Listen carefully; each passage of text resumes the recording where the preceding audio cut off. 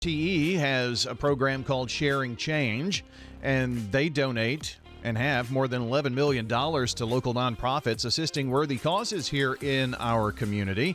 And it's funded by members who round up their electric bills to the nearest dollar each month as a donation and support these nonprofits. If you'd like to find out more, head to sharingchange.org.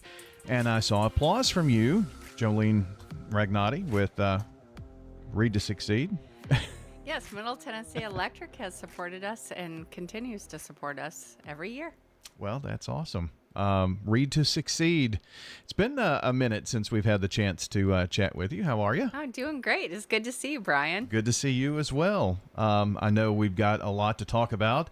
The month of February is very, very important for Read to Succeed, but I always like to start out, since we have 22 people a day moving into Rutherford County, and hopefully lots of new people finding the radio station and all of our online offerings and things, and then find out about new things in the community like Read to Succeed to them. So tell us about Read to Succeed. What is it you do? So Read to Succeed is a nonprofit that promotes literacy for children and adults for free, anyone that lives or works in Rutherford County. So we do events through the schools with Mid-Cumberland Head Start and Cason Lane Pre-K. We do imagination stations. We do family literacy nights at elementary schools throughout the county. And we have culturally relevant book clubs with high schools and middle schools and some in elementary schools. And then we do tutoring, Brian. We tutor adults no matter what their literacy goals are. If they just need help, you know, they're too old and they don't want to get their diploma, but they can't read their bills. We will help them get to whatever their literacy goal is. But primarily our goal is to help them get their high set, which is formerly a GED. We have English as Second Language, or ELL, some people call it, for adults throughout the county. We do those classes for free. We offer citizenship classes, and we do conversation hours. So we like to promote literacy ages, well, from birth to 99. All right. Yeah. Well, it's awesome. And you know, since the first Read to Succeed event, since Read to Succeed was born, if you will, the offerings have just continued to grow and grow and grow as our community grows and the needs grow. Yes. So we just in May celebrated it. So we're doing a 1 year, so until May of 2024. 20 years we have been in Rutherford County. Isn't that amazing? But the need is there, and we wish we weren't here, honestly. I mean, I would have to find another job, but I wish that we had a more literate society. But as you said, 22 people a day. 1 out of 6 adults, Brian, are at or below a 3rd grade reading, writing, and math level.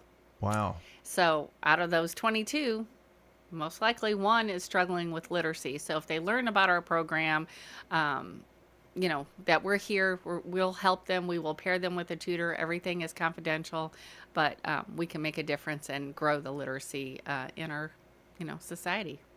So, and we'll make sure to mention this before we wrap up as well, but how would someone get started in the process if they're out there listening and thinking, this is something that could help me? What are the steps that they need to do to reach out? Well, for most folks, if they have a hard time maneuvering on a website to get to a website, they could call our office at 615-738-7323, or they can go through our website and would receive the direct contacts from each program. And our website is www.readtosucceed.org. Very good. Readtosucceed.org and 615-738-7323 for Read to Succeed. And Jolene, I mentioned that February was a very important month, and we want to talk about that here before. We've got so much to talk about. One book, one community, all that that we want to touch on. But February is Unplug and Read Month. Yes, so you were talking about the events that we do throughout the community each year, like Reading in the Schools Day. Well, Unplug and Read Month used to actually just be a week. Back in the day, maybe when Ronnie Shaw was the executive director, and then it grew, and through Lisa Mitchell, it became a month. because we know the importance. And if you start to unplug and read, so I mean, obviously we all have to be on the internet and things for work, Sure. but you find it easy going down that Facebook or TikTok or Instagram, and before you know it, you've lost the whole evening. And yeah, you may have had fun, but what do you get from it? Whereas if you make a choice to unplug and just read, you are actually better for it. You're more well rested, you're less stressed.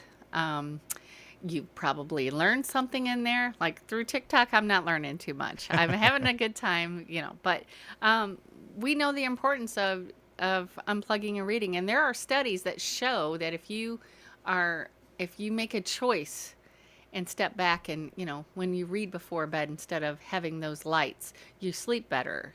It is a all around better thing. And we want to promote that with children because, from the age, I mean, you go to the grocery store and what do you see? A child has an infant is holding somebody's cell phone, watching videos or I whatever. know.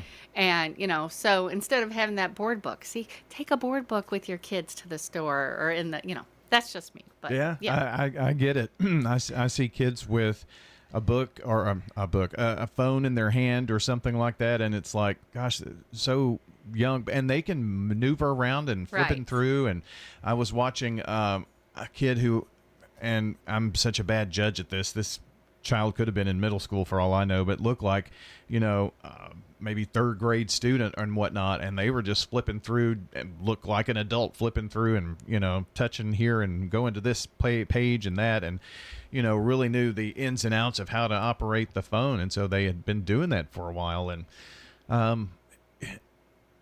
cell phone devices in hands, I don't know, what's that going to be like in 30 years for those young people? I guess we've got to think about. Right. I mean, I do notice that, Yeah. and I get a report. Hey, your usage is down. It's up. Whatever. Because I set a time for me on my phone. But I notice a difference when I am reading and I'm doing other things than just looking at those sites. And they're fun. And I know video games are fun and everything, but we're losing readers. And if people could just find that love of reading, choose a story that they are into, and they fall in love with reading, it's so much better for them. So we're just wanting to promote that the whole month of February. Sure. And then when folks are done after February, they can let us know, and then we'll promote it on social media. We don't really want to, because, how do you promote it if we're telling them to unplug and read, yet we're putting it on? But on our website, if they go to events, so if they go to www.readtosucceed.org and they go to events, there's Unplug and Read Month. We have a bingo card in there, and they can print it, and it just will be like, pop popcorn and read aloud in your family and fill out the bingo card. And when they do, we'll post that they did it and what they did, and just share, that somebody is hanging out and doing that unplugging and reading. Yeah.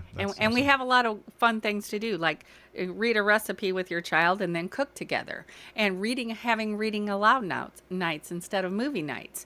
So we have a bunch of ideas. In fact, I printed it so I can show you. Yeah. We have a whole list of things, just ideas for families to do together, just to promote that fun of unplugging and reading. I challenge the parents to do it, to set some time aside and have that reading time with your kids. And it should be every day, at least 20 minutes. But I challenge them to unplug and read for the month of February.